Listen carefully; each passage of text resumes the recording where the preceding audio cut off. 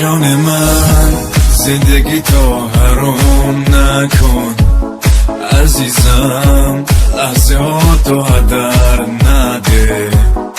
من پر شکسته رو رها کن و دیگه این خط منو بال و پر نده. من میتونم زیر بار غصه ها بعد تو تنهایی طاقت بیارم. تو زیادی واسه من ایفی گلم، واسه این میرم و تنها میذارم. بعد از این برای من گریه نکن دیگه، من طاقت اینو ندارم. بذار خوش باشم به این که آرومی رو دلم اینجوری مرهم بذارم.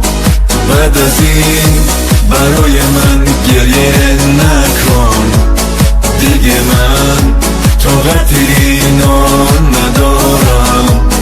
بذار خوش باشم به این که آرومی رو دلم اینجوری مرهم بذارم.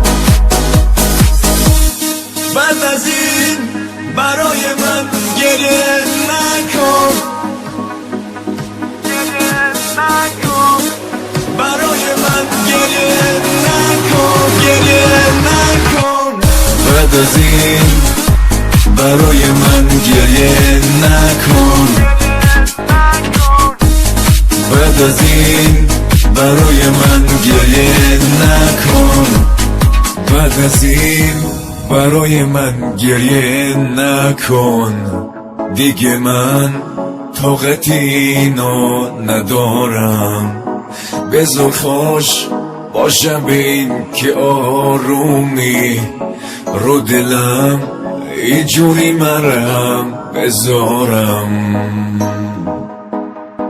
غصه منو نخور که بعد تو چجوری با بی کسیم سر میکنم. برو که الهی خوشبخت بشی، غیر از این مرگم و باور میکنم. بعد از این برای من گریه نکن دیگه، من طاقت اینو ندارم. بذار خوش باشم به این که آرومی رو دلم اینجوری مرهم بذارم. بعد از این برای من گریه نکن دیگه، من طاقت اینو ندارم. بذار خوش باشم به این که